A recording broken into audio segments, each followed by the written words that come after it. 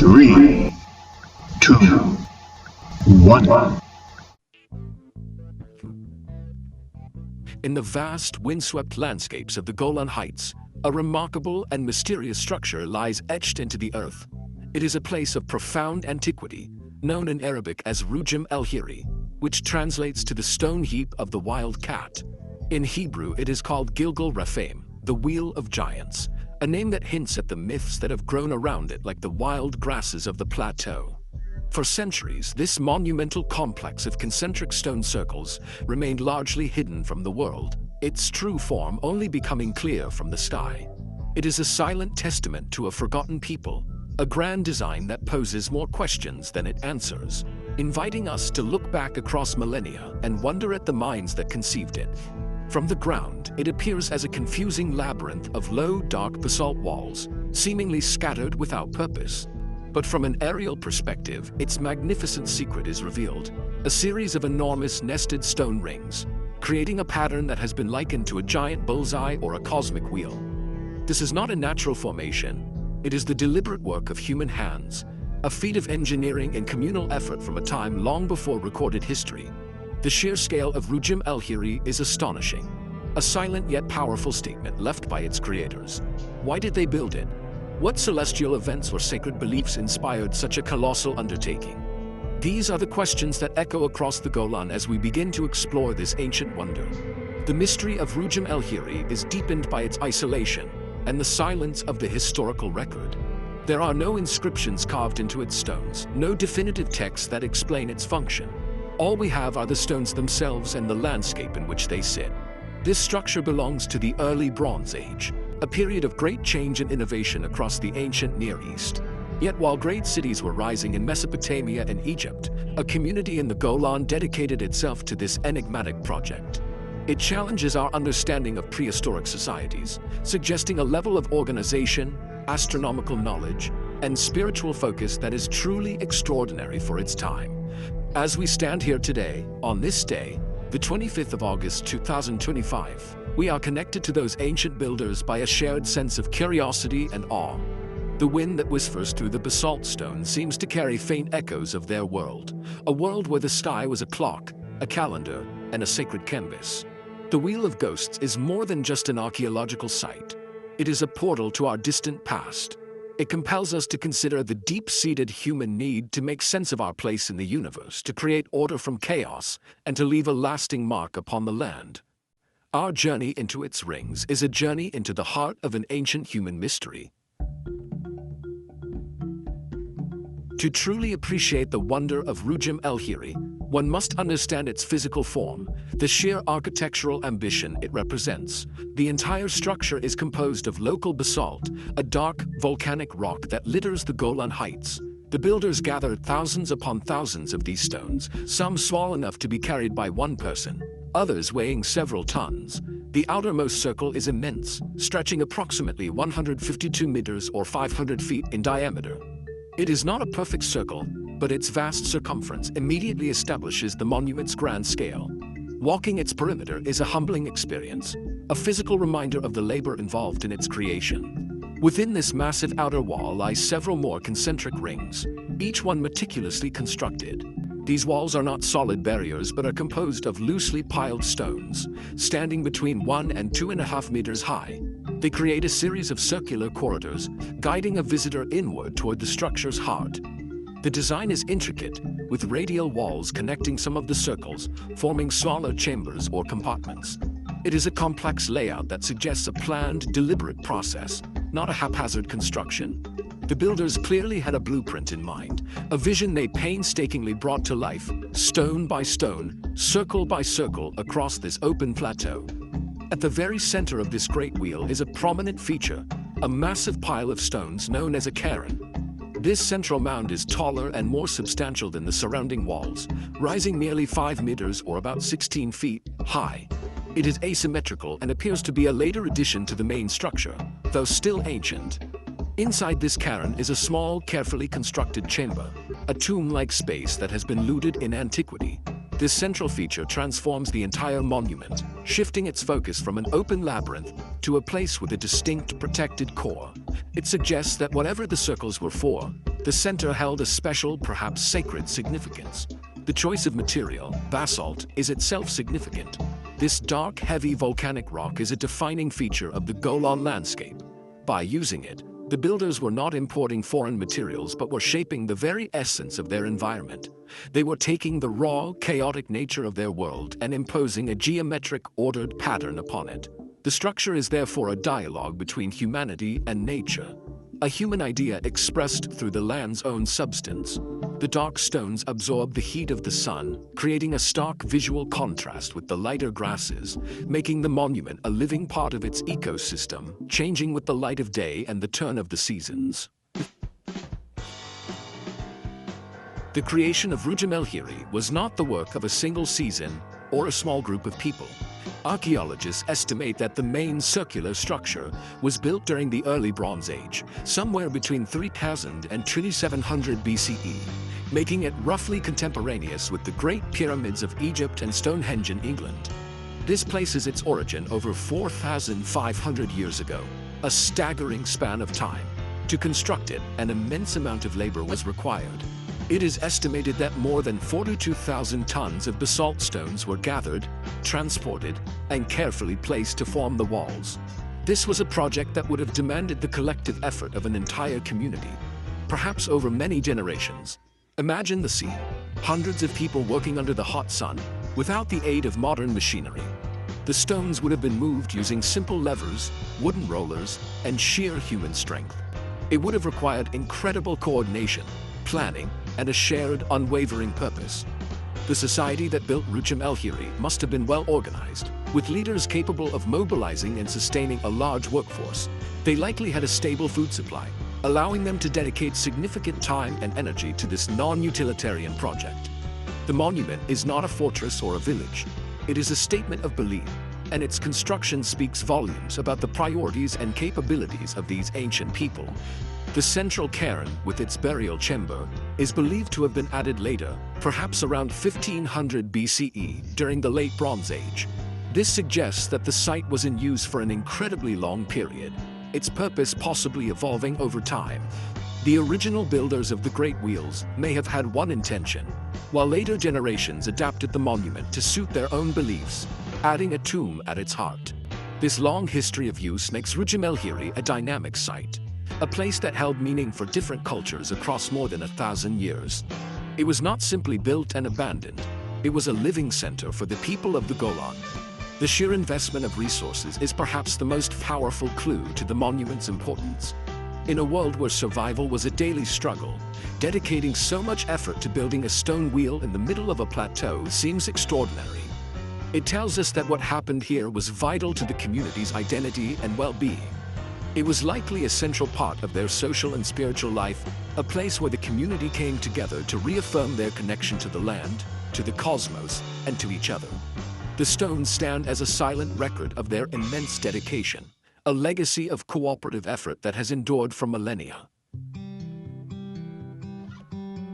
The most compelling mystery of Rujm el-Hiri is its purpose. Why invest so much labor into creating this colossal stone wheel? Archaeologists and historians have proposed several fascinating theories, each shedding some light on the minds of its builders. One of the most prominent ideas is that the site served as an ancient astronomical observatory. The structure's gateways and walls seem to align with certain celestial events. For instance, the main entrance in the northeast appears to align with the sunrise on the summer solstice, the longest day of the year. This would have allowed the ancient people to mark the changing seasons, a crucial function for an agricultural society. Other alignments have been suggested, connecting the monument to the rising positions of certain stars or constellations. In the ancient world, the sky was a clock, a calendar, and a map. Tracking the movements of the sun, moon, and stars was essential for knowing when to plant crops, when to harvest, and when to hold important festivals. Rujm el-Hiri could have been a sophisticated tool for this purpose, a sacred calendar built of stone. The various openings in the walls might have acted as viewing portals, allowing priests or sky watchers to precisely observe key moments in the celestial cycle, connecting the earthly realm with the heavens above. Another powerful theory is that Rujm el-Hiri was a central ritual site, a place for communal gatherings and ceremonies. The labyrinthine corridors could have been used for processions, where people would walk the circular paths as part of a sacred journey, moving ever closer to the center. Such rituals could have been related to ancestor worship, fertility rites, or ceremonies to appease the gods of the sky and earth. The act of building the monument itself may have been a form of ritual, a communal act of devotion that strengthened social bonds and reinforced a shared cosmology. The structure's design encourages a sense of journey and arrival, perfect for ceremonial activities.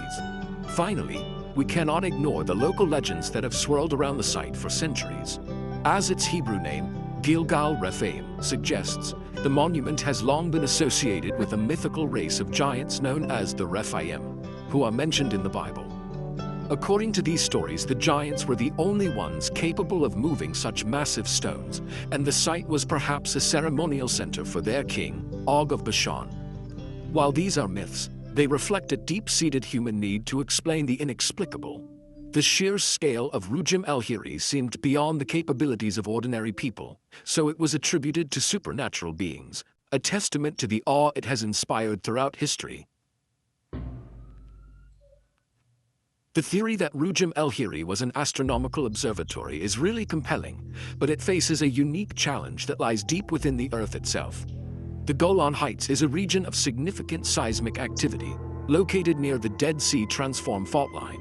Over the thousands of years since the monument was built, the ground beneath it has slowly but surely shifted. Tectonic movements have caused the entire structure to rotate slightly, a process known as crustal displacement. This means that the alignments we observe today are not the same as the ones the original builders would have seen.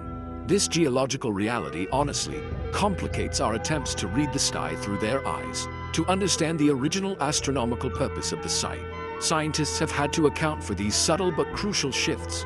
By studying geological data and modeling the movement of the Earth's crust over the past 5,000 years, they can effectively turn back the clock. This research suggests that the summer solstice alignment, for example, would have been even more precise at the time of construction. The first rays of the rising sun would have shone directly through the main gateway and illuminated the very center of the structure in a dramatic display of light. This correction for tectonic drift really strengthens the astronomical theory considerably, revealing a level of precision that was previously hidden. This fascinating intersection of archaeology and geology highlights the dynamic nature of our planet. Monuments that seem timeless and fixed are, in fact, subject to the same powerful forces that shape continents and raise mountains. The study of Rujm el-Hiri teaches us that to understand the human past, we must also understand the Earth's past. The ancient builders aligned their creation with the cosmos, but they could not have anticipated that the very ground they stood on was also in motion.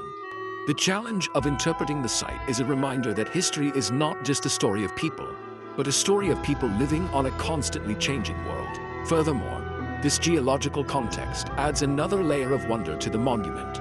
The people who lived here would have been intimately familiar with the Earth's power.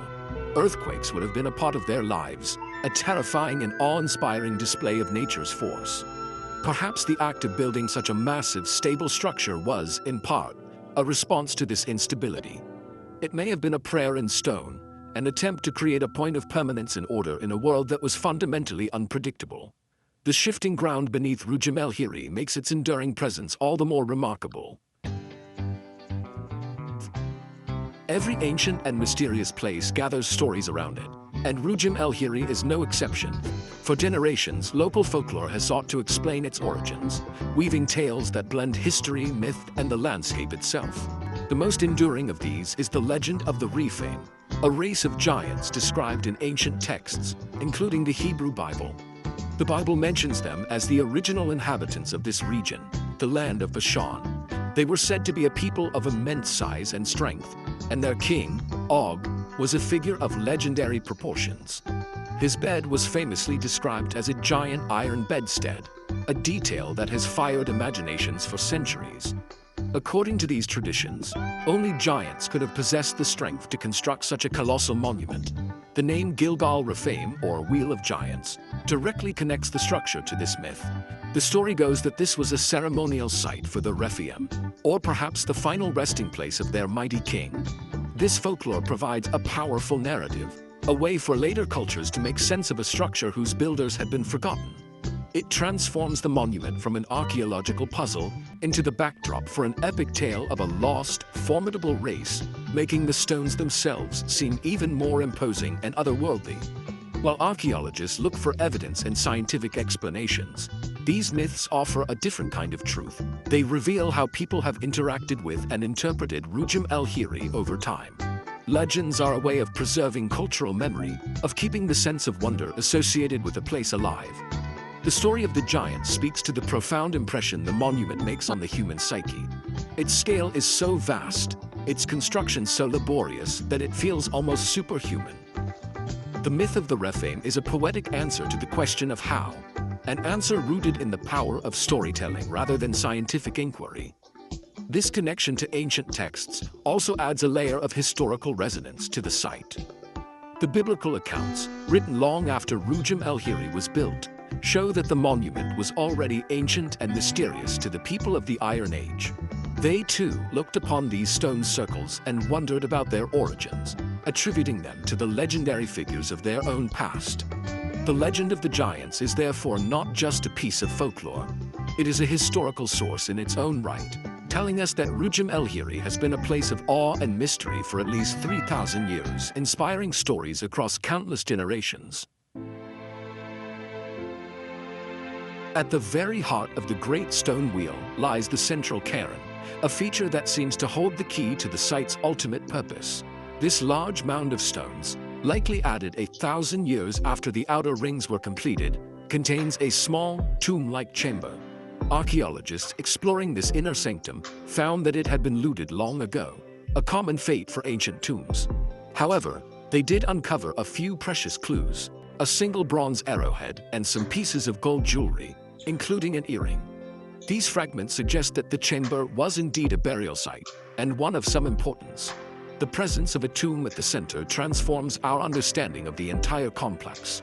It suggests that Rujm el-Hiri may have functioned as a great mausoleum or a dynastic burial ground for a line of important leaders or priests.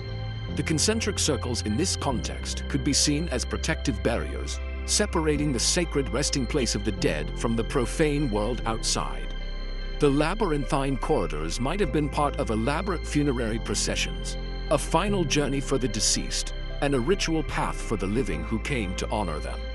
The entire monument becomes a landscape of death, remembrance, and ancestor worship. This burial, however, dates to the late Bronze Age, long after the main circles were erected. This raises a fascinating question. Was the site always intended for funerary purposes, or was this a later adaptation? It is possible that the original early Bronze Age builders used the open central area for other kinds of rituals, perhaps related to the seasons, the sun, or the stars, as the astronomical alignments suggest. Then, a millennium later, a new culture repurposed the ancient sacred site, choosing it as the most powerful place in the landscape to bury their elite. This would make Rujm el-Hiri a place of layered meaning, its purpose evolving over centuries. Regardless of its original intent, the addition of the central tomb firmly establishes the site as a place of profound spiritual significance.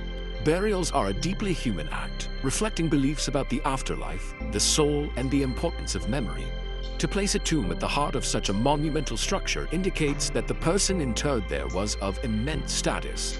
Rujm el-Hiri was not just a tool for tracking time. It was a place that connected the community to its most powerful figures, its ancestors, and its deepest beliefs about life, death, and what lies beyond.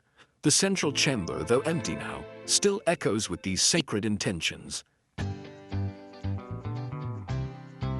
Beyond the specific theories of astronomy or burial, Rujm el-Hiri tells a broader story about the relationship between ancient people, their community, and the cosmos. In a world without artificial light, the night sky was a breathtaking spectacle, far more vivid and present than what most of us see today. The stars, moon, and planets were not distant objects of scientific curiosity. They were living entities, gods and guides. The sky was an integral part of their worldview, and Rujm el-Hiri was a physical expression of that connection. It was an attempt to bring the order of the heavens down to earth, to create a sacred space that mirrored the celestial patterns above. The construction of the monument would have been a powerful community-building exercise. It was a project far too large for any single family or clan to undertake. It required the cooperation of an entire society, working together toward a common goal. This shared effort would have strengthened social bonds, fostered a collective identity, and reinforced the authority of the leaders who organized it.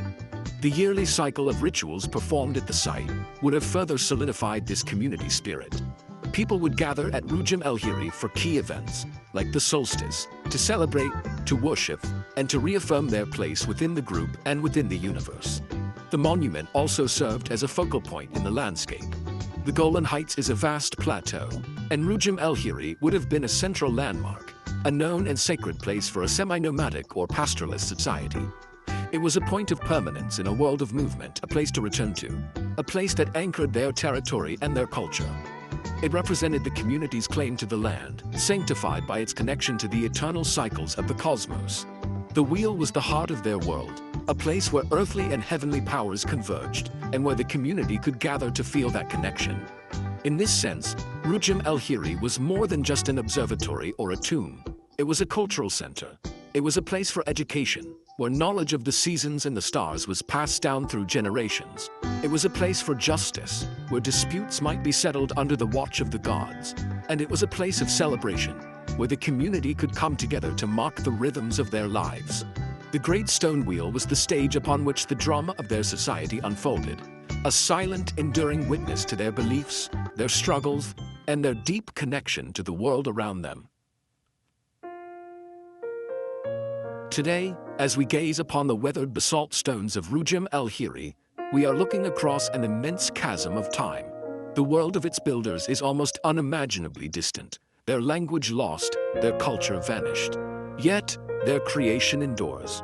The monument's true importance in the 21st century lies in its power to connect us to that deep and mysterious past. It is a tangible link to the dawn of complex societies, a reminder that our own quest for meaning, our fascination with the cosmos, and our need for community are part of a story that began thousands of years ago. Rujm el-Hiri challenges us to think about our own place in this long human narrative. The site is also a precious source of knowledge. As archaeological and geological techniques become more advanced, Rujm el-Hiri continues to reveal its secrets. The study of its construction tells us about early Bronze Age engineering and social organization. The analysis of its astronomical alignments, corrected for tectonic shift, provides insight into the sophisticated celestial knowledge of prehistoric peoples. The fragments found in its central tomb offer clues about the beliefs and practices of those who came later. It is an open-air classroom, teaching us about the ingenuity and spiritual depth of our ancestors, challenging the old notion of them as simple or primitive. Furthermore, Rujm el-Hiri inspires a profound sense of wonder and humility. In our fast-paced, technologically driven world, it is easy to lose our connection to the natural rhythms of the planet and the sky. Standing within these ancient circles, one feels a sense of timelessness, a connection to the earth and the vastness of the universe. It encourages us to pause, to look up, and to contemplate the same sun and stars that guided its builders. It reminds us that we are part of a much larger cosmic and historical story, a perspective that is both humbling and deeply enriching. Ultimately, the Wheel of Ghosts is a testament to the enduring power of human creativity and the quest for meaning. The people who built this monument poured their energy, their beliefs, and their aspirations into these stones. They created something that has outlasted their society, their language, and their memory, speaking to us instead through the universal language of form, pattern, and celestial alignment. Rujm el-Hiri is more than a ruin. It is a legacy. It is a message from our distant past, reminding us that the desire to understand our place in the cosmos is one of the most fundamental drivers of human civilization, a quest that continues to this very day.